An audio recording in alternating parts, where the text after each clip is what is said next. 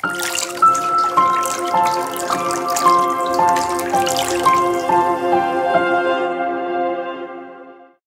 শুভেচ্ছা জানিয়ে শুরু করছি। এবং আমার পরিচয় তো বললাম।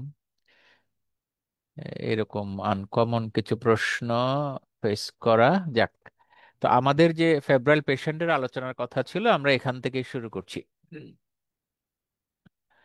তো ফিভারের নিয়ে যেটা বলতে চাচ্ছিলাম যে ফিভার এমন একটি ব্যাপার যে কুল কিনারা খুঁজে পাওয়া যাচ্ছে না, এরকম এই ধরনেরই একটা ঘটনা।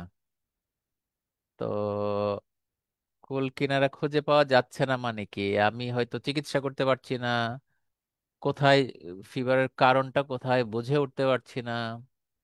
এবং ঘটনাচক্রে ফিভারের রোগী যারা, তারা কোথায় যাবেন তারাও বুঝতে পারেন না শেষ পর্যন্ত। বেশিরভাগ ক্ষেত্রে মেডিসিন স্পেশালিস্ট খুঁজেন, এটা ঠিক, কিন্তু যারা জেনারেল প্র্যাকটিস করেন তারা তো আর আলাদা করে মেডিসিন স্পেশালিস্ট না। তা আমরা যে ওয়ার্কশপ গুলো করছি বা করে যাচ্ছি, এটি যদি বলা হয় যে এটা জেনারেল ফিজিশিয়ানদের জন্য অ্যাপ্রোপ্রিয়েট, এটা সত্য বটে, কিন্তু পাশাপাশি মেডিসিন যারা প্র্যাকটিস করেন বা করবেন তাদের জন্য গুরুত্বপূর্ণ হয়ে ওঠে।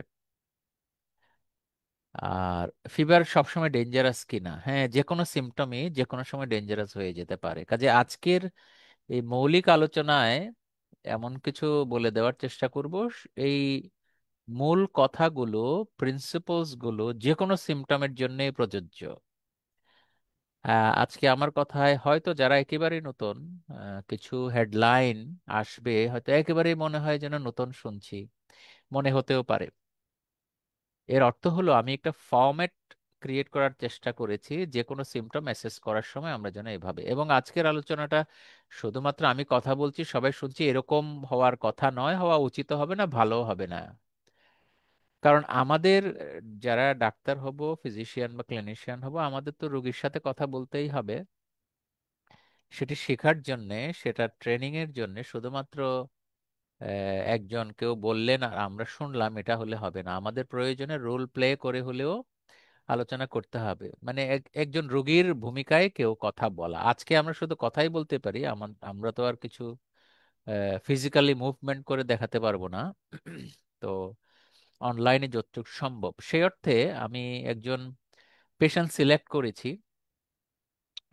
একটা কেস আর কি, না কেস মানে the person with the disease under study, এরকম আর কি ব্যাপারটা। কেসের ডেফিনেশন অনেকটা এরকম, হ্যাঁ, কেস মানে একজন রোগী।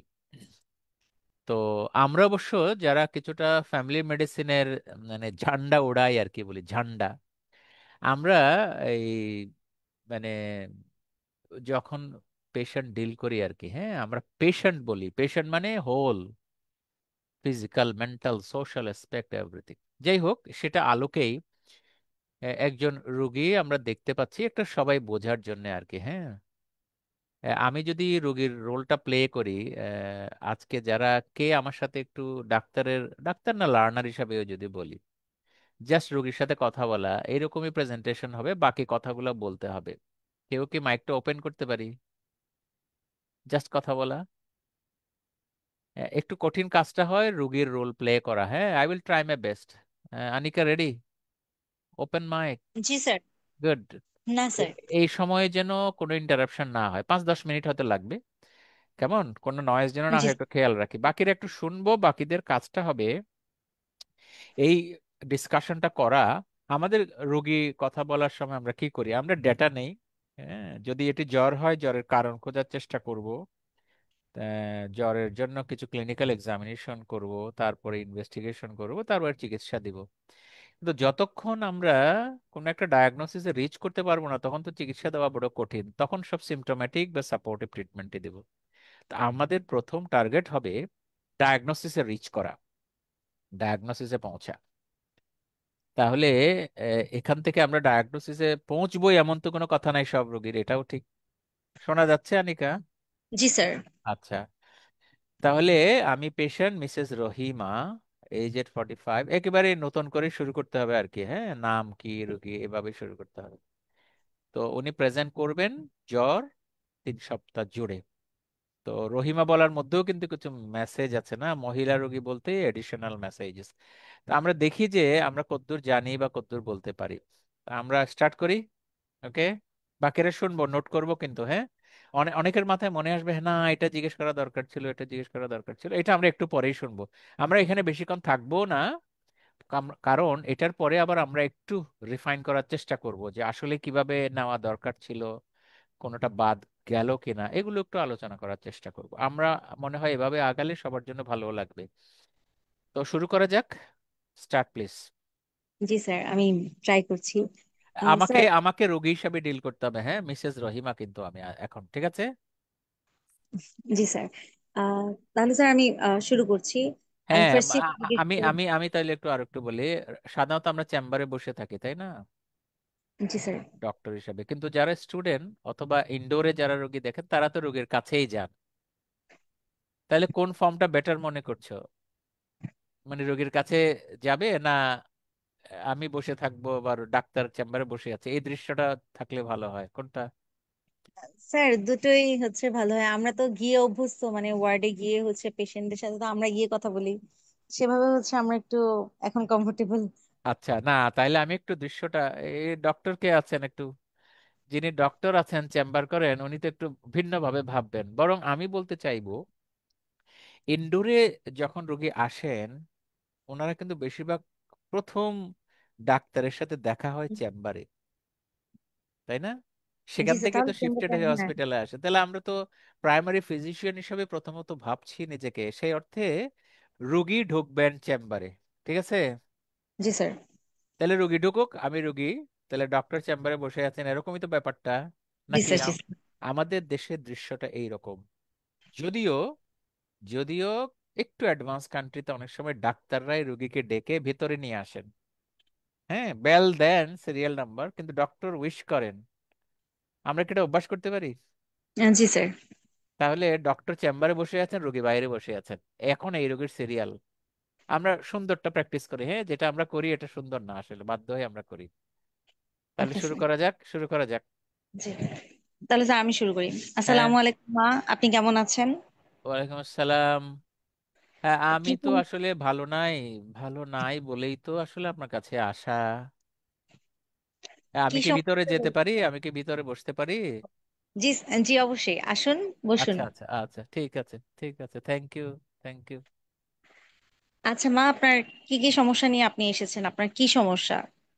হ্যাঁ, আমার আসলে অনেক দিন হয়ে গেল জ্বর, মাঝে মাঝে প্যারাসিটামল খাচ্ছি, জ্বরটা একদম যাচ্ছেই না, আমি খুবই কাহিল হয়ে পড়ছি মনে হয়। আমাকে একটু সাহায্য করবেন আমার জ্বরটা যেন তাড়াতাড়ি চলে যায়। জি অবশ্যই।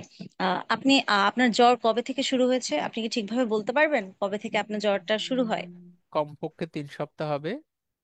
তিন আচ্ছা সপ্তাহ কত? 2-1 দিন বেশি হবে হয়তো, এরকম। আচ্ছা, কতক্ষণ থাকে জ্বরটা? মানে জ্বর আসলে আমার তো সবসময় গায়ে গায়ে জ্বর লেগেই আছে। আচ্ছা। আহ সব আপনি কি থার্মোমিটার দিয়ে আপনার জ্বরটা বাসায় মেপেছিলেন? কত হয়েছে আপনি বলতে পারবেন? থার্মোমিটার কি জিনিস? যেটা দিয়ে জ্বর মাপে, আমরা বাসায় জ্বর মাপি সাধারণত, সেটা কি আপনার বাসায় আছে? আপনি মেপেছেন কখনো? না, এরকম তো কিছু চিন্তাও করিনি। আচ্ছা, তাহলে জ্বরটা আপনার কেমন লাগে? অনেক বেশি হয় নাকি শুধু গা গরম গরম লাগে এরকম? প্রথম কয়েকটা দিন একটু বেশি বেশি হচ্ছিল, ইদানিং খুব বেশি না, তবে মোটামুটি বলা যায়। আচ্ছা। এমন কি হয়েছে যে রাতে বেশি জ্বর আসে, দিনে কমে যায়, নাকি সারাদিনই হচ্ছে সমান রকমেরই তাপমাত্রা থাকে? একটু ওই যে প্যারাসিটামল ট্যাবলেট খেলে একটু কমে আর কি, তখন তারপর কম। আবার একই রকম হয়ে যায়। জি আচ্ছা। রাতে আপনার হচ্ছে ঘাম দিয়ে জ্বর ছাড়ে এমন, বা হচ্ছে কাঁপুনি আসে? ও না না, এরকম বেশি ঘাম দেয় না, প্যারাসিটামল খাওয়ার পরে একটু করে ঘাম হয়, তারপরে জ্বরটা ছাড়ে। জি আচ্ছা। আপনার জ্বরের সাথে আর কোনো সমস্যা হয়? যেমন কাশি, বা হচ্ছে পেটে ব্যথা, বমি বমি ভাব, বমি হওয়া, এরকম আর কিছু হয় জ্বরের পাশাপাশি? জ্বরের পাশাপাশি যা ঘটেছে আপনি যা বলেছেন এগুলো তো হয় না, অন্য কিছু। জি বলুন। আর আমার কেমন সমস্যা? ও আচ্ছা আচ্ছা, আমার ওজন কমে গেছে আসলে এই কয়েক সপ্তাহে। আহ, কত কেজির মতো কমেছে, আপনি কি একটা তিন, অনুমান আছে নাকি আন্দাজ মেপেছেন? করছি, আমি তো আর মাপিনি, মনে হচ্ছে ওজন কমে গেছে আর কি। আচ্ছা, মানে কতদিন ধরে কমেছে বলে আপনার মনে হচ্ছে? এই যে জ্বর হওয়ার পর থেকেই। 3 সপ্তাহ ধরে? হ্যাঁ হ্যাঁ। জিজ্ঞেস করবো। আপনার ডায়াবেটিস বা হচ্ছে প্রেশারের সমস্যা আছে? না, ডায়াবেটিস চেক করা হয়েছে, এ, 3 মাস আগে বলেছে যে ডায়াবেটিস নাই। প্রেশারও দেখা হয়েছিল, ভালো ছিল, অসুবিধা নাই। আচ্ছা, আপনার এই জ্বর শুরু হওয়ার আগে আপনি কি কোথাও মানে ঢাকার বাইরে বেড়াতে গিয়েছিলেন? ঢাকার বাইরে বলতে, মানে ঢাকার ঢাকা বাইরে? জেলার বাইরে? জি জি। ও আচ্ছা আচ্ছা, না আমি তো আপনার কাছে আসছি নোয়াখালী থেকে। এটা জিজ্ঞেস করিনি। আচ্ছা ঠিক আছে, আপনি নোয়াখালী থেকে এখানে এসেছেন। হ্যাঁ। আহ এছাড়া হচ্ছে আপনি তো প্যারাসিটামলের কথা বললেন, এটা খেলে আপনার জ্বর যায়, এছাড়া আর কোনো ওষুধ কি আপনি নিয়েছেন? না, ওষুধ আমি আসলে ডাক্তার না দেখিয়ে নিতে চাইনি, আমাকে বলেছিল যে অ্যান্টিবায়োটিক ওষুধ দিবে। তা আমি তো প্যারাসিটামল খাচ্ছিলাম, ভাবলাম যে জ্বর আস্তে আস্তে সেরে যাবে। তা আমি আর আসলে আর ওষুধপত্র কিছু খাইনি। আচ্ছা, স্যার আমার তো আর কিছু মনে পড়তে। আর কিছু মনে আসছে না, good, thank you very much, অনেক হয়েছে। থ্যাংক ইউ আচ্ছা, স্যার। আর একটু 2 মিনিট কি অতিরিক্ত কোনো প্রশ্ন নিতে চাই কিনা, তাহলে একটু মাইক ওপেন করা যেতে পারে, মকিবুল, বাকি যদি কোনো প্রশ্ন থাকে। সবাই আমরা বোধহয় খেয়াল পার্টিকুলারলি করলাম, আর আমরা কিছু জিজ্ঞেস বাদ করি গেলাম। নাই। আচ্ছা, তাইলে আমরা আলোচনাতে পেশেন্ট থাকি, আর পার্টিকুলারলি জিজ্ঞেস রোল করি প্লে নাই। আর না করি, রোল প্লে আর না জি করে কি স্যার। জিজ্ঞেস করি কি নাই। জিজ্ঞেস করি নাই? পার্টিকুলারলি তো শুনলাম না কোনো কিছু জিজ্ঞেস করার কথা। হ্যাঁ, এই যে বাড়ির যে নোয়াখালী, এটা তো জানাই গেল না, আর আমরা বললাম কি হুম। ঢাকার বাইরে গেছি কিনা, তাই না? এজটা জানলাম না। ইয়ে, কি জানলাম মানে না? Age age? এজ তো বলা হলো না, মানে আচ্ছা, ও পুরো আনিকা একটু পার্টিকুলারলি ভালো কনফিউজ করে নেওয়া হয়েছে। হয় নাই। না না, কনফিউজ হয়েছে, ওই যে নাম এইজ দেওয়া আছে তো, সেজন্য হয়তো ওকে জিজ্ঞেস করা হয়নি। এমনি প্র্যাকটিস সেশনে এভাবে বলে নেওয়া ভালো হয় আর কি, হ্যাঁ। জি জি। আচ্ছা, আর কিছু আচ্ছা, ফিভারের মানে নেওয়ার সময় অনসেট কিভাবে, মানে হয় নাই আর কি করে। কিভাবে শুরু, অনসেট? হ্যাঁ। আচ্ছা, সিমটম অ্যানালাইসিসটা স্ট্রাকচার্ড হয়নি।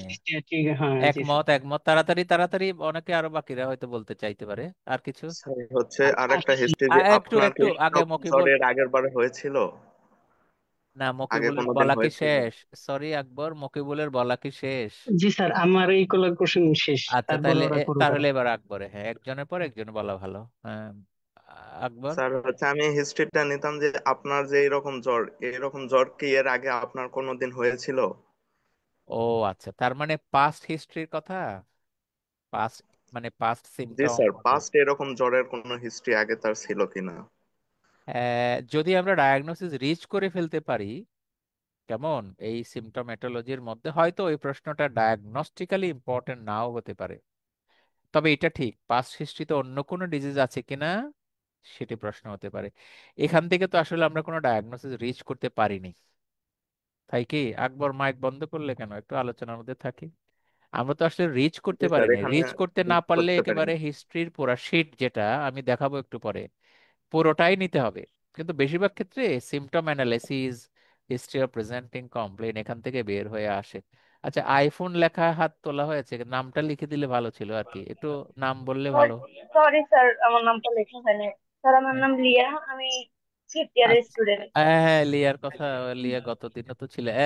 দেখি শুনি কি হয়েছে, কি মনে হচ্ছে বলেন তো। আমার কোশ্চেনটা হলো যে সে তো এজ 45, তাহলে তো রিপ্রোডাক্টিভ এজে। তো আমি কি তার মেনস্ট্রুয়াল হিস্ট্রি নিতে পারি না এখানে? আমরা তো হিস্ট্রির আরো অনেক কিছু বাকি আছে, কিন্তু আমাদের ফোকাসটা একটু করলাম ডায়াগনস্টিক ক্লুটা বের করতে পারলাম কিনা। এবং আজকে যে প্রেজেন্ট করতে চাচ্ছি রোগীর, সেখানে কিন্তু ডায়াগনস্টিক ক্লু বের করতে গেলে পুরোটাতে যেতে হবে, এটা ঠিক। হ্যাঁ, তো আনিকা যতটুকু পেরেছে করেছে। তাহলে এটি সত্য, ওনার মেনস্ট্রুয়াল হিস্ট্রি তো শুধু ডায়াগনোসিসের জন্য না, as a female routine question হিসাবেও জিজ্ঞেস করতে হবে, is she pregnant or not, এটা তো আমাদের বুঝতে পারতে হবে। ফিমেল হিসেবে এটা অডিশনাল, এটা ঠিক আছে। প্রশ্নটা হলো হিস্ট্রি নিব নিব ব্যাপারটা না, আমরা হিস্ট্রিও নিব, আমরা এক্সামিনে তো করব, কিন্তু আমাদের টার্গেটটা কি? প্রথম টার্গেট হচ্ছে ডায়াগনোসিসের রিচ করা। ঠিক আছে, আর কারো কিছু বলার আছে কিনা? সিনিয়র যদি কেউ থাকে, ডক্টররা, তারাও বলতে পারি। আর কিছু বলার আছে কি? আর কারো বলার নাই? যা শুনলাম, আচ্ছা তাইলে আমরা আগাই। কি করা ছিল ভালো, জাস্ট আমরা প্র্যাকটিস তো একবার করে ফেললাম না, প্র্যাকটিস ওয়ান, এটাকে আমরা আবার পরে করব। তো আমাদের প্রথম প্রশ্ন হবে, উনি যে জ্বরের কথা বললেন এটি প্রমাণ করা, এটা আদৌ জ্বর কিনা। আনিকা যা বললো, জ্বর কি প্রমাণ হয়েছে? কি মনে হয়? রোগী বললেন ওনার 3 সপ্তাহ ধরে জ্বর, প্যারাসিটামল খেলে একটু ভালো লাগে, একটু কমে, কিন্তু আমরা কি আলাদা করতে পেরেছি এটা আদৌ জ্বর কিনা? এটা না, খুব পারিনি। ক্রিটিক্যাল কোশ্চেন, ডক্টর আতিফ বলার চেষ্টা করছে। পারিনি, তাহলে কি করা দরকার ছিল? কি বললে এটা জ্বর বোঝা যেত? থার্মোমিটার তো রোগীর কাছে নাই, উনি বললেন উনি মাপেননি, তাহলে আমরা বুঝবো কিভাবে? আতিফ মাইক অফ করে দিয়েছে কেন? শোনা যাচ্ছে না। কোনো বুদ্ধি আছে কারো বলার? মাইকটা অন করে। ডক্টর আমিনুল কি বলবেন? আতিফ বলবে বোধহয়, হ্যাঁ। কিভাবে বুঝবো যে ওনার জ্বর? স্যার, যদি ওনার সাথে কোনো কেউ আসে, আচ্ছা। আমরা তার থেকে হিস্ট্রি নিতে পারি। তার জ্বর আসার সময় আমরা অনেক সময় আমরা স্যার হাত দিয়ে টেম্পারেচার দেখতে পারি, ওই ক্ষেত্রে একটা রেকর্ড রাখতে পারি, মোটামুটি একটা আন্দাজ করতে পারি। এরপর জ্বরের সময় কাঁপুনি বা ওইরকম কিছু হয় কিনা। মানে অ্যাসোসিয়েটেড সিমটম?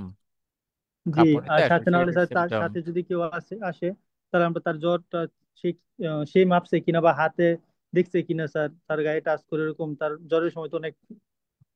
হ্যাঁ, সেটি তো হলো শরীর গরম। আচ্ছা তাইলে আমি এবার একটু আগাই। আতিফ একটু কানেক্টেড যদি থাকা যায় ভালো হয়। এমন হতে পারে না এটা হাইপারথার্মিয়া? হ্যাঁ, হাইপারথার্মিয়া হতে পারে, বাট তো হিস্ট্রি এটাও স্যার তো থ্রি থ্রি একটু উইকের বলি। হিস্ট্রি। হোক 3 উইক, হাইপারথার্মিয়া তো থাকতেই পারে, যেমন আমরা বলি না হাইপারথাইরয়েডিজম। তো হাইপারথাইরয়েডিজম কি আর 3 দিনের রোগ? এটা তো 3 সপ্তাহ 4 সপ্তাহ রোগ হতে পারে। শরীর গরম, রোগী বলতেই পারেন। পোস্ট মেনোপজাল সিনড্রোম, ওটা কি জ্বর? কি মনে না, হয়? না।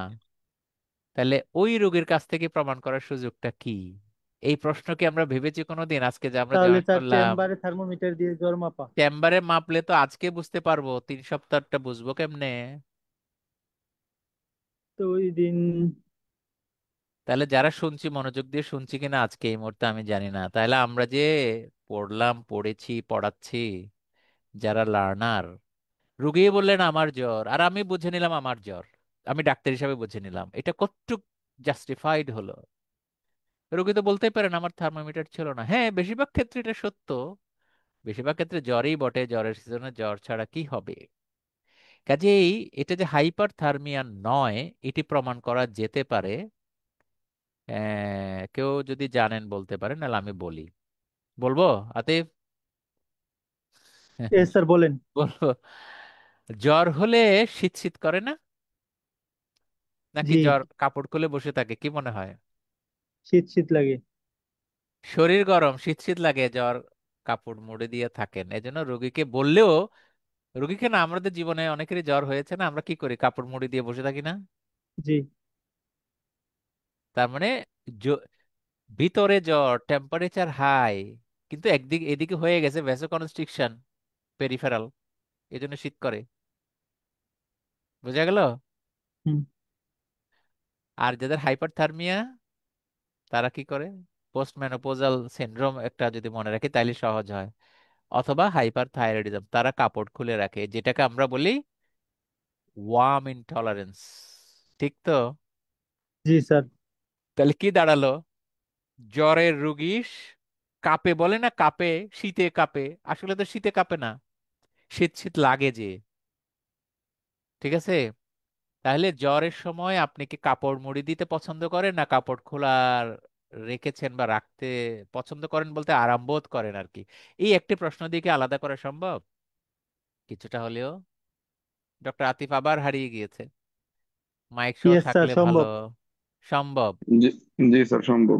ডক্টর মোতাসিম বোধহয়, মোতাসিম, সম্ভব। তাহলে এটা একটা ভালো প্রশ্ন হতে পারে যে আপনি কি কাপড় মুড়িয়ে থাকেন না? যদি আমি কনফিউজড হই এটা জ্বর নাকি হাইপারথার্মিয়া, বা আরেক গ্রুপ থাকে যে জ্বর জ্বর ভাব, আসলে জ্বর না, তো থার্মোমিটার ছাড়া তো বের হবে না। তাহলে আমাদের প্রথমে আমরা একটু ধাক্কা খেলাম, তাই না? এটা জ্বর কি জ্বর না আমরা বের করতে পারলাম না।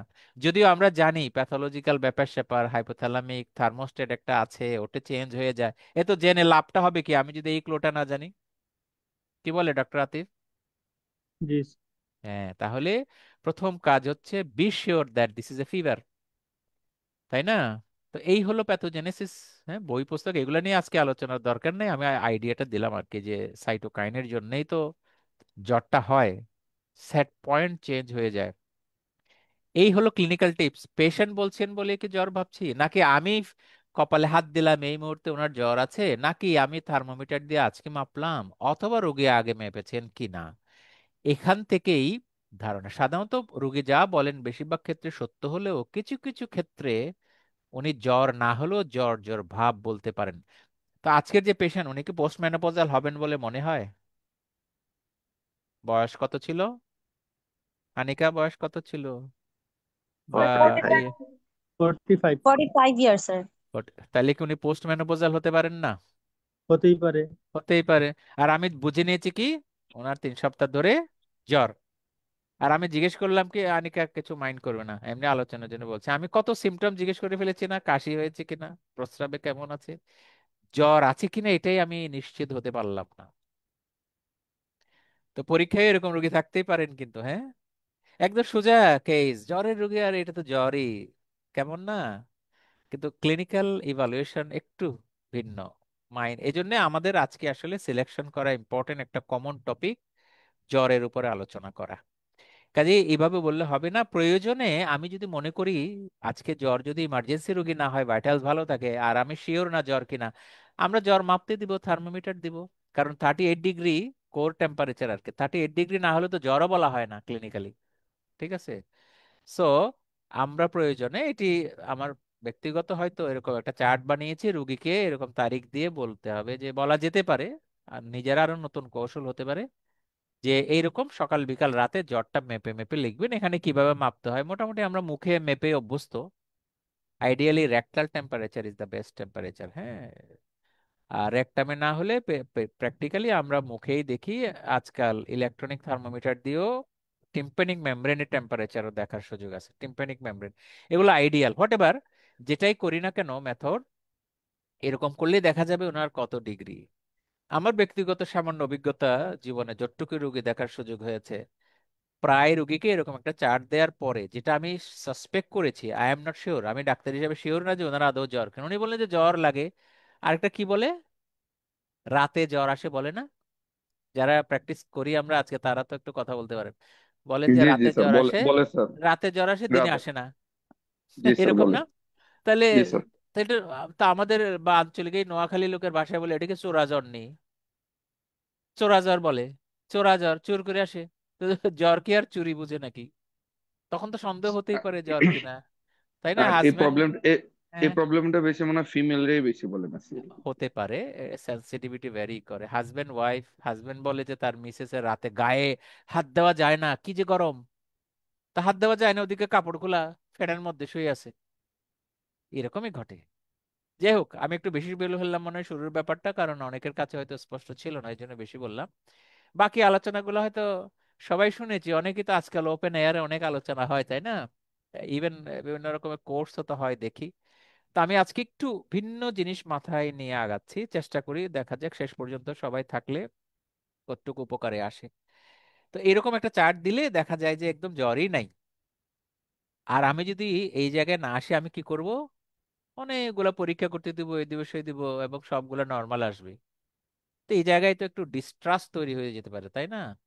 রোগী মনে করে আমাদের সম্পর্কে যে খারাপ ধারণা, অনর্থক পরীক্ষাগুলো করা হলে এরকম এরকম কথা বলতেই পারে। যাই হোক, তো এই টেকনিক নিয়ে কথা বলছি যে ইলেকট্রনিক ডিভাইস গুলো রিলায়েবল, হ্যাঁ। টিম্পানিক মেমব্রেন দেখি বা ওরালের মধ্যে, তো মুখের ভেতরে একটা টিম্পানিক ইয়ে আছে না আজকাল পাওয়া যায়, ইলেকট্রনিক ডিভাইস।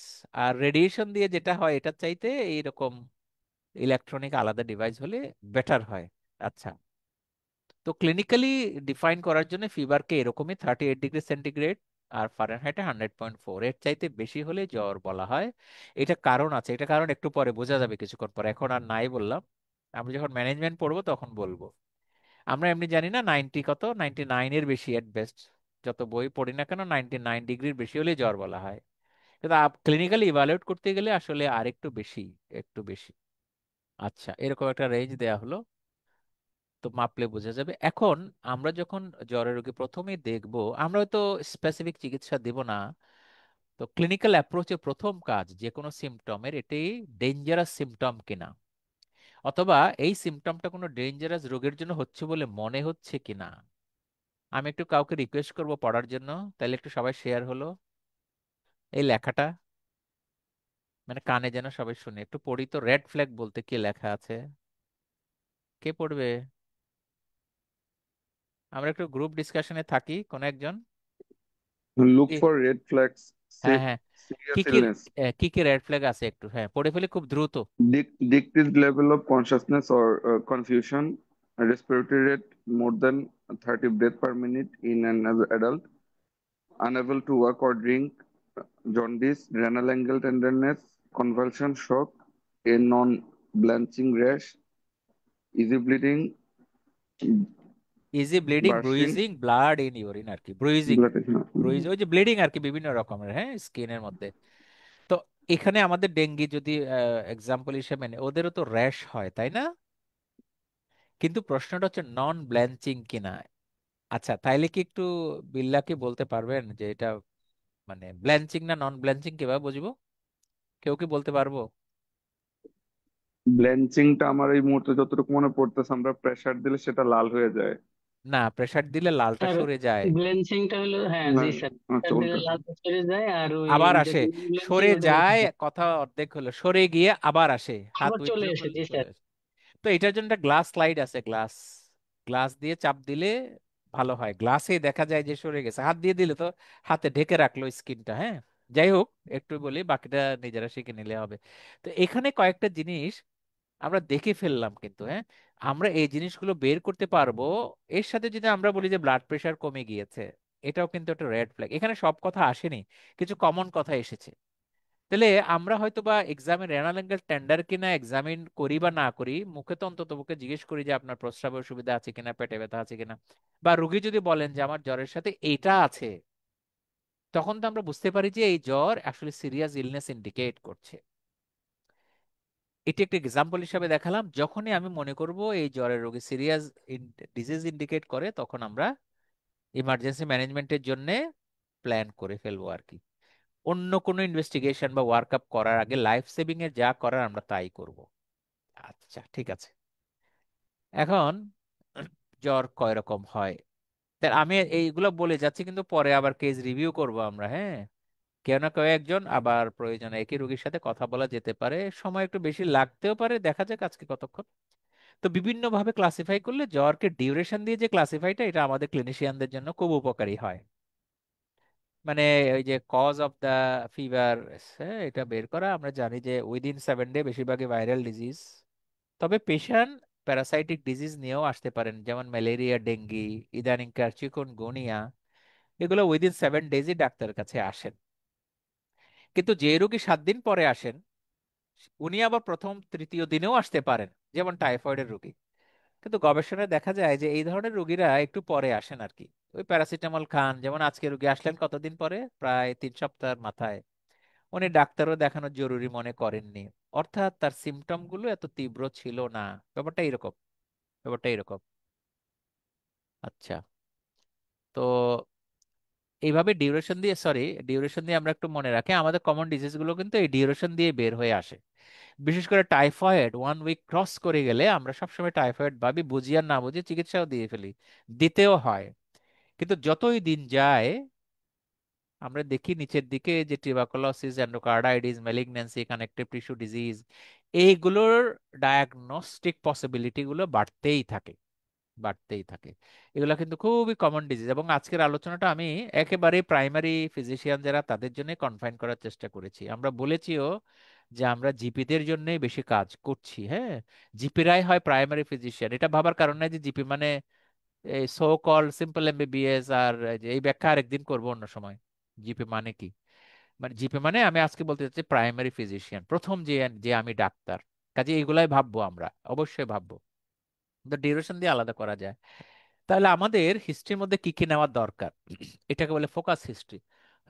সরি, আমরা আমাদের এই প্রাতিষ্ঠানিক আর কি, আপনারা অনেকে জানেন যে ডোয়ামস নামেই পরিচিত, সেখান থেকে এরকম একটা ডিজাইন বেশ কিছুদিন আগে একটু আপডেটও আমরা করে নিয়েছি। যেমন এই যে ইন্ট্রোডাকশনের পরে যেটা মকিবুল বললো যে আমি রুগীর তো বাড়ি কোথায় জিজ্ঞেস করলাম না, হ্যাঁ, নাম দাম জিজ্ঞেস করলাম না, এটা হলো গ্রিট অ্যান্ড মিট। মানুষকে এই যে বললাম যদি বাইরে থাকেন ডেকে ভিতরে ঢোকাবো, হ্যাঁ আপনি আসেন বসেন, তারপরে কি নাম কি আপনার, বাড়ি কোথায়, এইসব। তখন সিমটমে আসলাম, যে কোনো রোগী যে কোনো একটা কমপ্লেইন বলার পর আমার যেটা পার্সোনাল অভিজ্ঞতা থেকে টিপস, আজকে বলছি না, আমি অনেক দিন ধরেই আমার একটা ফরম্যাট যেটা ইন্টারন্যাশনাল ডক্টরদের সাথে বসা হয় তাদেরকেও বলছি যে আমি ওই সিমটম অ্যানালিসিস যেমন অনসেট প্রোগ্রেশন করার আগে ওনাকে জিজ্ঞেস করব আপনার আর কোনো অসুবিধা আছে কিনা।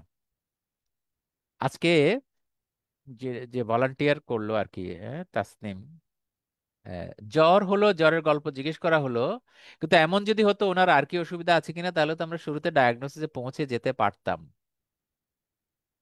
যেমন জ্বরের সাথে যদি বলা হতো আর কি আছে, হ্যাঁ আমার তো গত তিন তিন সপ্তাহ ধরে প্রস্রাবে জ্বালা পোড়া আছে, তাহলে আমরা কি একটা ডায়াগনোসিসের কাছাকাছি পৌঁছলাম না? আনিকা, আনিকা একটু মাইক খুললে ভালো হয়, আনিকাই তো ভলান্টিয়ার ছিল। আনিকা, তাসনিম, মাইক বন্ধ। যে কেউ একজন মাইক খুলতে পারে, আনিকা যদি মোতাসিম, আচ্ছা, তাহলে UTI, স্যার আমরা ইউটিআই ভাবতে পারতাম।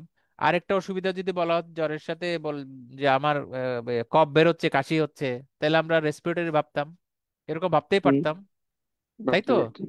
হুম। হয়তো আমরা রুগী জিজ্ঞেস করলাম, রুগী বললেন না, সেটা আলাদা ব্যাপার, কিন্তু এইভাবে যদি সেকেন্ড কোশ্চেনটা করে ফেলা হয় সাথে সাথে, তাহলে ডায়াগনস্টিক পসিবিলিটিটা অনেকটা বেশিরভাগ ক্ষেত্রে হাতের কাছে চলে আসে। এটা জ্বরের জন্য না, এটা যে কোনো সিমটমের জন্য। এটি আমার অভিজ্ঞতাটা, আমি বারবার এখন দেশে হোক বিদেশে হোক যাদের যে প্ল্যাটফর্মে কথা বলি না কেন, এটি আমি ইদানিং আপডেট করে নিয়েছি আর কি, হ্যাঁ।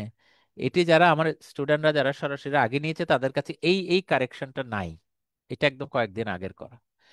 তারপরে সিমটম গুলো গ্যাদার করার পরে, হ্যাঁ, তারপরে আমি সামারাইজ করব যে আর কি আছে। যেমন আজকে রোগী পাওয়া গেল জ্বর এবং ওয়েট লস, শেষ পর্যন্ত আর তো কিছু উনি বললেন না, আমরাও আর জিজ্ঞেস করে পাইনি, ঠিক আছে। এইভাবে আমরা একটা হিস্ট্রির, কিভাবে হিস্ট্রিটা নিতে হবে, এটা একটা লম্বা সময় হবে বলে আমি এখানে না থাকে, ওভারঅল মোটামুটি এরকম একটা হিস্ট্রি আর কি, হ্যাঁ। আমরা প্রয়োজনে আমাদের যে হোয়াটসঅ্যাপ গ্রুপটা খোলা হয়েছে এটা দিয়ে দিতে পারবো, এটা একটা বিস্তারিত ডিটেল পিডিএফও আছে, আমাকে কেউ যদি রিমাইন্ডার দেয় ভালো হয় ওই গ্রুপটাতে, আমি এটা একটা ডিটেল দিব, এটা কিভাবে আরো এক্সটেন্ডেড, মানে এক্সটেন্সিভ কথাবার্তা থাকে। তবে এটা হলো একটা হ্যান্ড আউট, যে হেডলাইন গুলো দেওয়া হয়েছে। কেউ কেউ বললো যে পাস্ট হিস্ট্রিতে ফিভার ছিল কিনা। হ্যাঁ, এই রোগীর জন্য পাস্ট হিস্ট্রি মানে ফিভারটা ইম্পর্টেন্ট, যেহেতু আমরা আলোচনা করে ডায়াগনোসিস রিচ করতে পারিনি। ইভেন এই যে 3 সপ্তাহে উনি হয়তো ওষুধ খাননি, যদি ডাক্তার কাছে যেয়ে থাকতেন কিছু পরীক্ষা নিরীক্ষা তো করে ফেলছিলেন, এমনও হতে পারতো। ব্লাড টেস্ট কিছু ধরা পড়লো না, নোয়াখালী থেকে যদি ঢাকায় আসেন, বাংলাদেশের পার্সপেক্টিভে যদি বলি, তাহলে সেটিও কিন্তু পাস্ট হিস্ট্রির একটি অংশ, হ্যাঁ। তারপরে এগুলো তো একটু বড় বড় রোগ বলা যেতে পারে, ব্লাড ট্রান্সফিউশন হয়েছিল কিনা, যেমন এই রোগের ব্লাড ট্রান্সফিউশন কি ইম্পর্টেন্ট হতে পারে, কেউ একজন বলি, আগে কোনো রক্ত জি দিয়েছিলেন স্যার, কিনা। হতে পারে। যেমন ব্যাখ্যা কেন একটা ডায়াগনোসিসে কিভাবে হেল্প হতে পারে ব্লাড ট্রান্সফিউশন। স্যার, উম, মানে বডিতে যদি এসিডি বা ইনফেকশন এরকম কোনো মানে আগে থেকে ব্লাড নিয়ে এখন ইনফেকশন হচ্ছে, হ্যাঁ। মিসম্যাচ ব্লাডের জন্য। মিসম্যাচ তো না, মানে transmission of the infection by blood transfusion, এই তো। জি, জি তো স্যার। এই, আচ্ছা, যেমন জন্ডিস, আমরা তো জি এক্সামিন স্যার। করবো চোখে তো, হেপাটাইটিস একটা ভাইরাস হ্যাঁ, ট্রান্সমিশনের যেমন আমরা সম্ভাবনা। যখন রোগীকে এক্সামিন করব চোখের সামনে আসবেন, তখন তো জন্ডিস দেখে ফেলবো, এবং দেখা গেল যে উনি কয়েক সপ্তাহ আগে ব্লাড ট্রান্সফিউশন করা লেগেছে যে কোনো কারণে, ওনার এনিমিয়া ছিল সেই জন্য। তো এই রকম হিস্ট্রি দেওয়া আর কি, কেমন মোটামুটি সব কথাগুলো মাথায় রেখে আমরা গল্পটা শেষ করব। তাহলে আমি একটু জাম্প করি, এখানে শেষের দিকে ইম্প্যাক্ট ইন লাইফ, এটা ডায়াগনোসিসের অংশ না, এটা হচ্ছে ওনার ম্যানেজমেন্টের একটি পার্ট। আমি জাস্ট একটু বলে হিস্ট্রি স্লাইডটা শেষ করি, শুধুমাত্র ডায়াগনোসিস করাটাই হিস্ট্রি টেকিং না, হ্যাঁ। হিস্ট্রি টেকিং, ইনভেস্টিগেশন, এক্সামিনেশন সবটারই কিছু কমন টার্গেট আছে। হ্যাঁ, প্রত্যেকটারই। তার মধ্যে ম্যানেজমেন্ট দেওয়াটাও একটা টার্গেট হিস্ট্রি। হ্যাঁ, কাজে শুধু ডায়াগনোসিস না। এনিওয়ে, আমরা যখন হিস্ট্রি নেব, ওই যে ওপিডি ক্যাটস দেখালাম, বিশেষ করে এই 3-4টা পয়েন্ট কোনোভাবে বাদ যাবে না। প্রোগ্রেশন সহ অ্যাসোসিয়েটেড ফিচার্স, ম্যালেরিয়াতে চিলস, রাইগর হয়, সেপসিসে হয়, ইভেন ইউটিআইও হয়, যেটা হয়তো এখানে লেখা হয়নি।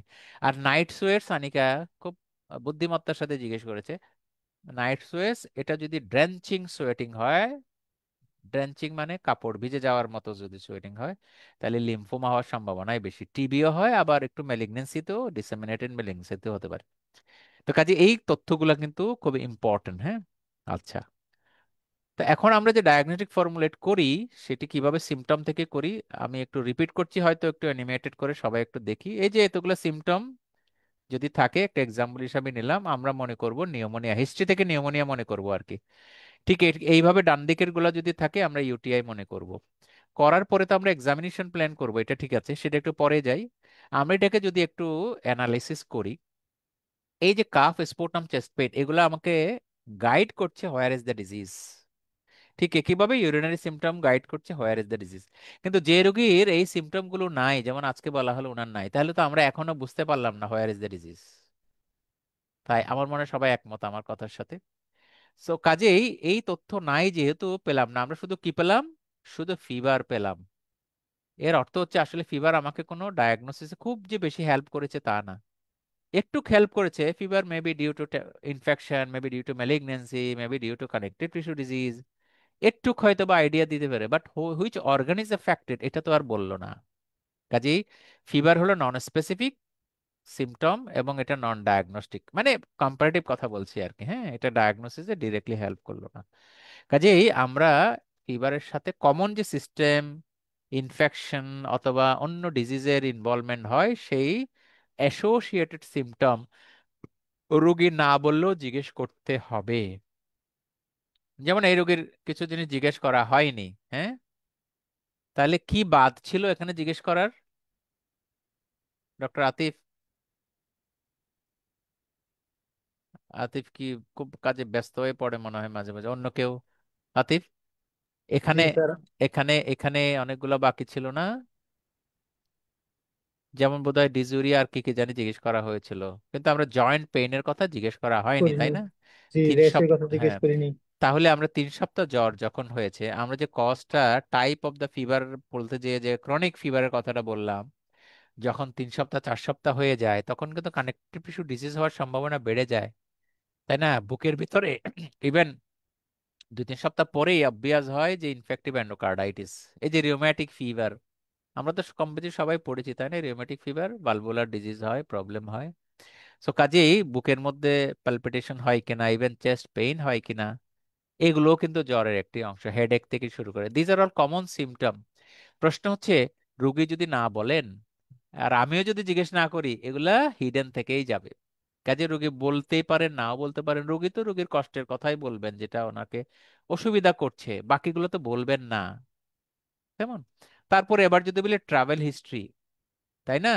ট্রাভেল এক্সপোজার, এগুলো হলো travel related disease. Dengue endemic area, dengue তো এখন ঢাকাতেই হয়, এখান থেকে আর ট্রাভেলের দরকার কি? তাই তো। ম্যালেরিয়া অবশ্যই এখানে হয় না, যদি ঢাকার রোগী হতো। টাইফয়েড সারা দেশের রোগ, বাংলাদেশের। আর drug related, even the post vaccine symptom, সবাই জানি আমরা, জ্বর হতে পারে। কাজে উনি রিসেন্ট কোনো টিকা দিয়েছেন কিনা এটাও গল্পের অংশ হতেই পারে, মানে জ্বরের কারণ খোঁজার জন্য। তবে এইগুলো common symptom. Respiratory always number one, fever until proved otherwise due to infection, এটা মনে রাখতে হবে। আমরা যদি অন্য কোনোভাবে ক্যান্সার অথবা কানেকটিভ টিস্যু ডিজিজ প্রমাণ করতে না পারি, তাহলে যে কোনো জ্বরের রোগীকে ইনফেকশন আছে বলে ধরে নিতে হয়। এটা মনে রাখবো আমরা। এবং সেই জন্য আমরা এই তল্লাশিগুলা করি, হ্যাঁ, সার্চ করি, যে প্রত্যেকটা সিস্টেম ওয়াইজ সিমটম অ্যানালাইসিস গুলা করার চেষ্টা করি। তার মানে পৃথিবীতে যাদের জ্বর হয়েছে, এরা বেশিরভাগ এরকম সিমটম নিয়েই হয়েছে। এই এই এই এই এই যে সিস্টেমগুলো একটা একটা একটা একটা বলার চেষ্টা করা হলো। কেমন? তো এই হলো ব্যাপার, এটা আমরা গল্পের মধ্যে বলা দরকার আছে। ফিভার এখন এক্সামিন কিভাবে করব, তো এটা আবারও আমরা বলবো যে আমাদেরই তৈরি করা একটা ফরম্যাট। এখানে এই প্রথম থেকে দেখাচ্ছি। এক্সামিনেশন কিন্তু হিস্ট্রি নেওয়ার শুরু থেকেই শুরু হয়ে যায়। এই যে আমি দেখছি, কথা বলছি, আমার নাক, ঘ্রাণ পাচ্ছি রোগীর, কোনো অ্যাবনর্মাল অর্ডার আছে কিনা চোখে দেখতে পাচ্ছি। ইভেন জন্ডিস তো চোখে দেখাও যায়। এ, চোখ উল্টিয়ে না দেখেও তো জন্ডিস বোঝা যায়, স্কিনের কালার বোঝা যায়। তো এই এই লিস্টটা দিয়ে দেওয়া হলো। আমি ইচ্ছে করে কেমন জানি দুই একটা মার্ক করলাম, যেটা আমরা যেন মিস না করি। ইনডোর পেশেন্ট তো আইভি ক্যানুলা থাকে, আর রেশ এখন কমন প্রবলেম হয়ে গিয়েছে, এই জন্য মার্ক করেছি। কিন্তু বাকিটা গুরুত্বপূর্ণ নয় এমন নয়, এখানে প্রত্যেকটা পয়েন্ট গুরুত্বপূর্ণ। কিন্তু যদি জ্বরই হয়, কোনটা বেশি গুরুত্বপূর্ণ এটি যদি চোখের দেখাই ধরা পড়ে। জেনারেল অবজারভেশন একটা বক্স কিন্তু নিচে আছে, হ্যাঁ, এগুলা দিলাম। আর এখানকার হলো combination of the different systems, ওখানকার সিমটম গুলো বা সরি সাইনগুলো একত্রিত করে, including thyroid gland, lymph node, বনি টেন্ডারনেস। এটি কোথাও না কোথাও লেখা আছে হয়তো বনি টেন্ডারনেস, যেটা ইভেন লিউকেমিয়া বলে দিতে পারে। কেমন? তো এই এই যে চার্ট থেকে সবটাই আমার মাথার ভেতরে থাকতে হবে। তারপরে আমি সিস্টেমিক এক্সামিনেশনে যাব। সিস্টেম বলতে চেস্ট এক্সামিন করা, অ্যাবডোমেন এক্সামিন করা, এই আর কি। নার্ভাস সিস্টেম হলে ন্যাক রিজিডিটি দেখবো মেনিনজাইটিসের জন্য, এটা অবশ্যই ইমার্জেন্সি হবে। ন্যাক রিজিডিটি দেখলে আমরা আর বেশি আগাবো না, আমরা তাড়াতাড়ি হসপিটালে পাঠাবো, এটা হলো ম্যানেজমেন্ট প্ল্যান। এরপর আমরা যদি চেম্বার করি অথবা ইনডোরে থাকি, কিছু ছোটখাটো ইনভেস্টিগেশন করেই ফেলবো। যেমন একটি শব্দ পিওসিটি, যারা গত আমাদের পিওসিটিতে ছিলেন তারা কিছুটা শুনেছেন, আর যারা আজকে নতুন শুনছি পিওসিটি। আচ্ছা, যারা শুনেছেন কেউ কে আছেন গত দিনের, সম্ভবত গত সপ্তাহে আমরা আলোচনা করেছি। পিওসিটি বলতে কি বোঝায়? একজন বলি, আকবরী যদি পেশেন্ট বলে। অফ না, point of point care of care test. Test. Point of point of care, care point of test. Care মানে আমি যেখানে আছি সেখানে বসে ছোটখাটো ছোটখাটো কিছু টেস্ট করে ফেলতে পারি। যেমন এক্সাম্পল বলি, কোন রোগী, এই যে এই জ্বরের রোগীর জন্য পয়েন্ট অফ কেয়ার টেস্ট কি হতে পারে, ইম্পর্টেন্ট ক্লু দিতে পারে। টেম্পারেচারটা টেম্পারেচার টেম্পারেচারটা তো সর্বপ্রথম থার্মোমিটার, ওটাকে আমরা ইনভেস্টিগেশন এটা পর্যায়ে দেখলাম। ভাবি না। জ্বরের ক্লু দিতে পারে এমন কোন টেস্ট চেম্বারে করে ফেলা যেতেই পারে, একবারে 1 মিনিটে 2 মিনিটে বুঝে ফেলতে পারি, মানে ফাইন্ডিং। সেটি কি হতে পারে? যারা ডক্টর আছে তারা কি বলবো না? আতিফ কই গেল, নিও ডক্টর? মুতাসিম বলতে চান, বল। আহ, অনেক সময় ইউরিন তো ডিপিস্টিক। সরি, না, মুতাসিম বলুক আগে, তারপরে আতিফ। হ্যাঁ, অনেক সময় তো টেম্পারেচারের জন্য আমাদের পালস রেট বাড়ে। সরি, এটাকে পয়েন্ট অফ কেয়ার টেস্ট বলে না। আমরা সাধারণত যেগুলোকে ইনভেস্টিগেশন ভাবি, তারই কিছু জিনিস চেম্বারে বসে বসে করে ফেলতে পারি সাথে সাথে, সেটাকেই বোঝাতে চাচ্ছি আর কি। এটার নাম point okay, of sorry. Care okay. Test বলা হলো, পয়েন্ট অফ কেয়ার এক্সামিনেশন না। হ্যাঁ, জ্বর মাপা তো আসলে আমাদের এক্সামিনেশন, থার্মোমিটার দিয়ে, ভাইটাল সাইন না? রিফাত বিন শরীফ, একটু তাহলে শুনি। স্যার ইউরিনারেমি। ইয়েস, আরএমই না আসলে এটা, আরএমই তো ল্যাবেই করে। আমরা যেটা করি সেটা হচ্ছে ডিপস্টিক টেস্ট, করি ওয়ার্ডে করি অনেক সময়, কিন্তু চেম্বারে তো করতে পারি। রোগীকে বলি যে আপনি একটু প্রস্তাব দেন, আমি না হয় আমার অ্যাটেন্ডেন্ট বা আমার চেম্বারে যিনি হেল্পার থাকেন, অ্যাসিস্ট্যান্ট থাকেন, উনি করে দিবেন। রোগীরও বললে উনি কাটিতে ডুবাই এনে দেখাবেন।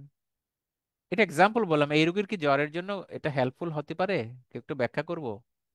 ডিপস্টিক টেস্ট যদি এমন হয়, আনফরচুনেটলি আমরা অনেকে দেখি না এ পর্যন্ত, তাইলে বলবো দুর্ভাগ্যজনক।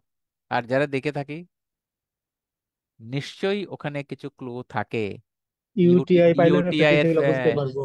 পাইলও না বুঝলে অন্তত পক্ষে ইউটিআই হচ্ছে একটু তো বুঝতে পারবো। জি স্যার। ওখানে এনজাইম থাকে না, লিউকোসাইড এস্টারেজ, হ্যাঁ। It is a good marker for infection. কেমন?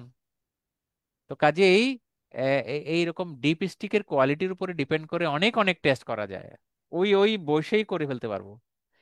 এটা তো বললাম শুধুমাত্র জ্বরের কথা ভেবে। আমরা ব্লাড সুগার দেখতে পারি না, এরকম ওই আলোচনা ওই দিন হয়ে গিয়েছে। আমাদের রেকর্ডটা আমরা হয়তো ওপেন করব সময় মতো, একটু প্রসেস করে আর কি। হ্যাঁ, তো এইভাবে যদি ইনডোরে পেশেন্ট হয় তাহলে তো বেড সাইড টেস্ট করব। বেড সাইডে মানে ওখানে বসে বসে অনেকগুলা আমরা ব্যবহার আছে। তো এটি করার উদ্দেশ্য হলো আমি ল্যাবরেটরিতে পাঠার আগেই যেন কোনো একটা ধারণা পেয়ে যাই। কেমন? আমরা পেতেও পারি, ওনার যদি ইউটিআই থাকে আমরা এটা দিয়ে করে ফেলতে পারবো। ইভেন অ্যাডভান্স এখন অনেকেই সবাই আল্ট্রাসাউন্ড শিখছি, আমি যদি আল্ট্রাসাউন্ড জানি, আমি তো ইকোকার্ডিওগ্রামও শিখে ফেলতে পারি। যদি ওই চেম্বারে বসে প্রিকর্ডিয়ামে প্রোব ধরার পরে যদি দেখি যে ওখানে ভালভুলার লিশন আছে, তাহলে কি ডায়াগনোজ হয়ে যেতে পারে? আমার মনে হয় মোতাসিম তো বলতে পারে প্রশ্নের রিউমেটিক উত্তর। ফিভার তো ডায়াগনোসিস হতে পারে। রিওমেটিক ফিভার, রিউমেটিক রিওমেটিক ফিভার ফিভারও বললে হইতে তো পারে, আমাদের ডায়াগনস্টিক ক্রাইটেরিয়া মাইট্রাল মেলাতে হবে। স্টেনোসিস।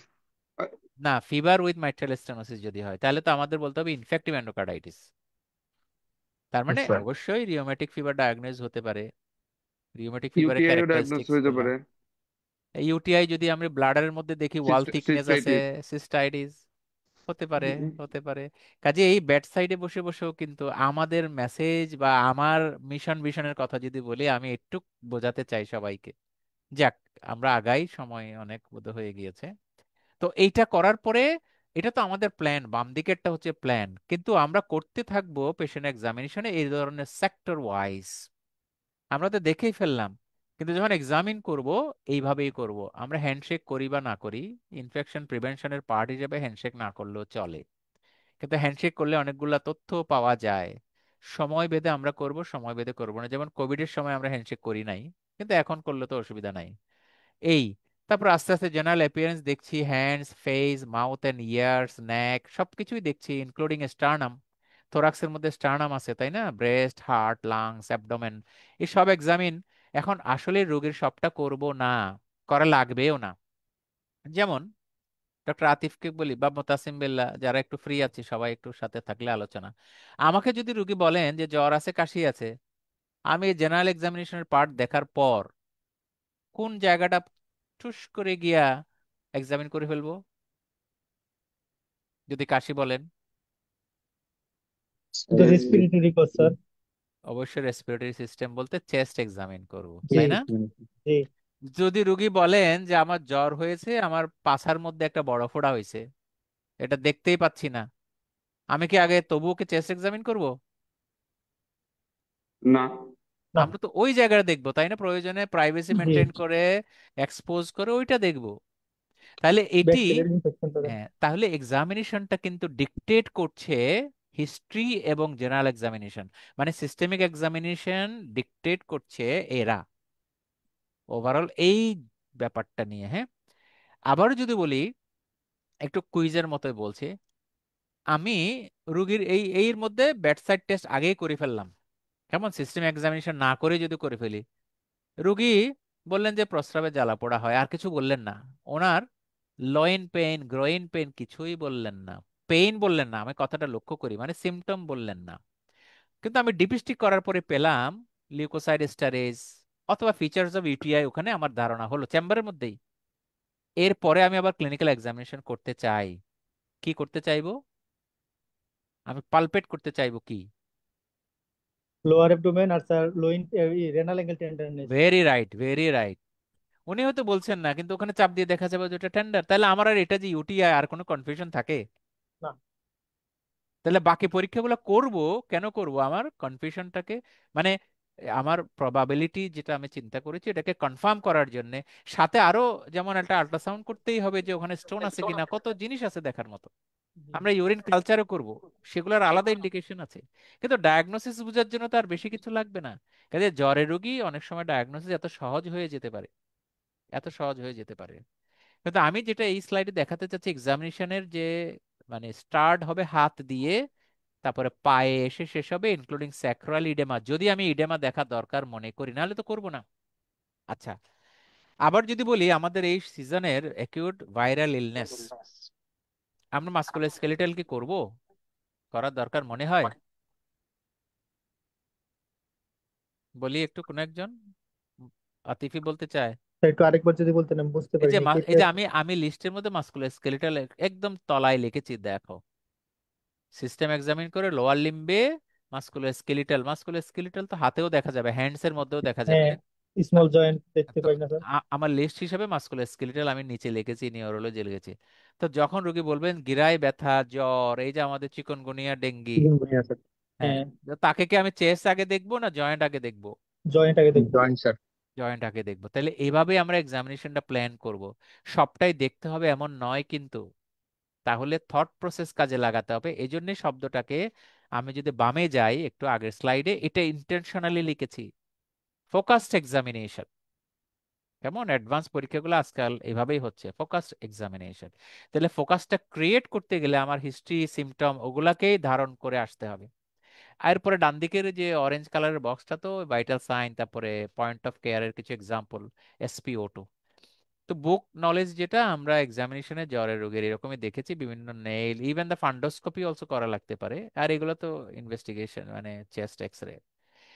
তো তাহলে আমাদের যে লিস্ট করি আরেকটু হেডলাইন, আরো সিম্পলিফাইড যদি করি, জেনারেল এক্সামিনেশনে এগুলো ছাড়া ফিভারের রোগী দেখা হবে না, র্যাশ, প্যালোর, ইকটেরাস। সিস্টেমিক এক্সামিনেশনে এই সিস্টেম না দেখলে হবে না। ঠিক আছে? আচ্ছা। আর ড্রাগ হিস্ট্রি তো নিতেই হবে, হয়তো একটু পরে দেখাবো যে যে ড্রাগ ফিভার করে। তাহলে আমরা তাহলে সিম্পলিফাইড অ্যাপ্রোচ করে এখন যেটা দেখাতে চাই, এক্সামিনেশনের অ্যাপ্রোচটা কি। আমরা নিউমোনিয়া সাসপেক্ট করেছি, আমরা এবার ক্লিনিক্যাল এক্সামিন করছি। রেনাল পেলে রেনাল, আর লাং এ পেলে লাং, এটা নিউমোনিয়াই হবে। তাহলে এই ডান দিকের ফিচারগুলো হচ্ছে লোকালাইজিং ফিচার, আমাকে লোকালিটিটা বলে দিচ্ছে where is the disease. But high temperature যেটা সাইন হিসাবে পেলাম, এটা কিন্তু লোকালাইজ করে না। কেমন? So high temperature is common in the infection, but non specific sign. Non non specific means non diagnostic. ওই আগের কথাটাই বলতে চেয়েছি। এই এক্সামিনেশন পরে আমরা এবার চলে গেলাম ইনভেস্টিগেশনে। ইনভেস্টিগেশন অনেকটা ফোকাস, এই ধারণাটুকু আসে। তবে ইনভেস্টিগেশন শুধু ডায়াগনোসিস ছাড়াও অন্যান্য অর্গান ভালো আছে কিনা দেখতে হয়। সেজন্য একটু ব্রডার ইনভেস্টিগেশন অনেক সময় বিশেষ করে জ্বরের রোগী করতেই হবে। যেমন নিউমোনিয়া ভাবছি চেস্ট এক্সরেই তো করব, কিন্তু আমরা লিভার ফাংশন, রেনাল ফাংশনও করব, যেহেতু তাকে ওষুধপত্র দিব। এটা ঠিক। কিন্তু আমরা ডায়াগনস্টিক প্রসেস করতে গেলে আমাদের initial investigation, even simple CBC, CRP enough. এখান থেকে একটা মোটামুটি ধারণা আমরা পেয়ে যেতে পারি। হ্যাঁ, আমাদের গরিব দেশের মধ্যে এভাবে শুরু করা। ইভেন যে রোগী বলেছিল না, যে যে রোগী বললেন যে আমার জ্বর আছে কি নাই আমি জানি না, আমি তাকে জ্বর মাপতে দিলাম, তো তাকে আমি একেবারে এক্স রে, ইউরিনারি, আল্ট্রাসোনোগ্রাম সব করতে দিব কেন শুরুতে? আমরা বরং সিবিসি, সিআরপি দেই। যদি দেখা যায় এগুলো নর্মাল, কি ভাববো? ওনার আদৌ জ্বর আছে ভাববো? কোনো ইনফ্লামেশন আছে ভাববো? ভাববো না তো। কাজেই ইনিশিয়াল টেস্ট এটা হতে পারে, আর আমরা বাস্তবে আসলে ফোকাস করতে পারি বলে অন্যান্য টেস্ট করি। তাহলে সিবিসি তে কি ক্লু গুলো আসতে পারে? এই যে এগুলো আসে, আমরা আশা করি আজকে যারা শুনছি, পার্টিসিপেট করছি, দেখছি, সবাই এটা বুঝি যে এরকম এই যে হাই ডাব্লিউবিসি, নিউট্রোফিলিয়া, মেইনলি ব্যাকটেরিয়াল, একেবারে অর্গানিজম, কিন্তু কোন ব্যাকটেরিয়া এটা তো আর বলছে না। এটা ঠিক। তা আমরা চিকিৎসার সময় কি সবসময় কোন ব্যাকটেরিয়া বোঝা লাগে? আমরা কি কালচার সেন্সিটিভিটি সব রোগেরই করি? করি না তো। তাহলে একজন জিপি অনায়াসে ব্যাকটেরিয়াল ডিজিজ দিয়ে অ্যান্টিবায়োটিক দিয়ে দিতেই পারে। নিউমোনিয়ার জন্য কি অ্যান্টিবায়োটিক দিতে হবে? জিপি তো জানাই আছে। ঠিক ভাইরাসে তার অ্যান্টিবায়োটিক দিব না। তাহলে ক্লুটা কি? লো ডাব্লিউবিসি, লো প্লেটিলেট। হ্যাঁ, দুইটারই একটা অথবা দুইটা কমনলি এরকম থাকে। যদিও অ্যান্টারিক ফিভার, লিউকোপেনিয়া হয়, বাস্তবে আসলে একটু উল্টা হয়, but these are the summarize informations. Study করে, গবেষণা করে এরকম বেশিরভাগ ক্ষেত্রেই পাওয়া গিয়েছে। ইওসিনোফিলিয়া মেইনলি যদি থাকে, এটা প্যারাসাইটিক ইনফেকশনে হয়। আবার প্যারাসাইটে জ্বর থাকে কি থাকে না, এটাও একটা কথা। স্প্লেনোমেগালি যদি আমি ক্লিনিক্যালি পাই, হ্যাঁ, এটা ইনভেস্টিগেশন না আসলে, তবে কেন ইনভেস্টিগেশনের আন্ডারে আনছে, অনেক সময় আল্ট্রাসাউন্ড করেও তো স্প্লেনোমেগালি বের হয়, আমি প্যালপেবল নাই। এটা হলো একটু কমন কথা আর কি। ইনভেস্টিগেশন মানে এডিশনাল কিছু ফাইন্ডিং সহ। থ্রম্বোসাইটোপেনিয়া তো সিবিসি থেকেই আসে। কাজে থ্রম্বোসাইটোপেনিয়ার সাথে র্যাশ ক্লিনিক্যাল মিলাতে যে এই কথাটা আন্ডার ইনভেস্টিগেশন আলোচনা হচ্ছে। So it may be dengue, it may be other viral haemorrhagic fever. তো এরকম সিবিসি থেকেও গ্রেট ক্লু আসতে পারে। এখন যে রোগীর কোনো ক্লু পাওয়া যাবে না, কেমন, তাহলে এই চারটা দেখালাম কমন এরিয়াগুলোকে ফোকাস করার জন্য। এই যে চেস্ট এক্সরে, ইএসআর, ইউরিন, এই লিস্টটা খুব ইম্পর্টেন্ট। কেউ চাইলে ছবিও তুলে নিতেও পারি, বইতে অনেক বড় লিস্ট আছে, মেডিসিন বইতে। আমি একটু আমার মতো করে গুছিয়ে নিয়েছি যেটা আমাদের দেশের জন্য কাজে লাগতে পারে। এগুলোই তো আমাদের ডিজিজ না? ডান দিকে যে লিস্টগুলো আছে খেয়াল করে দেখি, এই যে টাইফয়েড, ডেঙ্গি, ম্যালেরিয়া। ম্যালেরিয়া কি আর ওয়েস্টার্ন পিপলে হয়, ইউকে পিপলে? কাজেই আমি এই জন্য এগুলো একটু পছন্দ করেছি এভাবে সেগ্রিগেট করতে। কাজে এই টেস্টগুলো আমরা করব। তবে আবারও বলছি, আমরা সব টেস্ট করব না ডায়াগনোসিসের জন্য। আবার বলতে পারি লিভার রেনাল ফাংশন, যেই রোগী হোক না কেন আমরা করব। জ্বর মানেই তো লিভার ইনভলভমেন্ট, সেটা ভাইরাস হোক বেশিরভাগ, ইভেন ব্যাকটেরিয়া অলসো, তাই না? প্যারাসিটামলও খাওয়াবো, কাজে লিভার ফাংশন টেস্ট করতেই পারি। জন্ডিস হলো তো ইনভেরিয়েবলি করব, তাই না? কিন্তু সব রোগীর কি আর ডেঙ্গি করা লাগে? করা লাগে না। যখন ডেঙ্গি সিজন থাকে না তখন তো আমরা হয়তো কাশির জন্য চেস্ট এক্সরে করি। এইভাবে আমরা সাজাবো। কিন্তু আমি যদি ডায়াগনস্টিক ক্লু না পাই, যেমন আজকে রোগী 3 সপ্তাহ কিছুই পাওয়া গেল না, সিমটমে এক্সামিনেশনও যদি কিছু পাওয়া না যায়, তাহলে তো আমি সবটাই করতে হবে। ঠিক আছে, বোঝা গেল আশা করি, না? তাহলে ইনভেস্টিগেশন থেকে আমরা সিম্পল ইনফরমেশন কিভাবে নিতে পারি? নিউমোনিয়া আমরা ক্লিনিক্যালি এক্সামিন করে, মানে ক্লিনিক্যাল এক্সামিনেশনের পরে নিউমোনিয়া ভাবলাম, তারপরে তো এই ইনভেস্টিগেশনই করব, সিবিসি, সিআরপি এবং চেস্ট এক্সরে। এটা একেবারে ফার্স্ট ইনভেস্টিগেশন। ইউরিনারি যদি হয়, ইউটিআই হয়, এই টেস্টটাই করব। তারপরে আমরা কালচারে যাব পরে। এখন ওখানে যদি পার্সেল পাওয়া যায়, urinary pus cell, chest X-ray, consolidation, তাই হলো। তো পার্সেল পাওয়া গেলে তারপরের স্টেপে আমরা কালচার সেন্সিটিভিটি করব, এটা ঠিক। কিন্তু বাস্তবতা একটু ভিন্নভাবে আমরা সাজাবো, সে আলোচনা আজকে না। কিন্তু যেটা দেখাতে চাচ্ছি, আমাদের সিবিসি সিআরপি হবে নন স্পেসিফিক, নন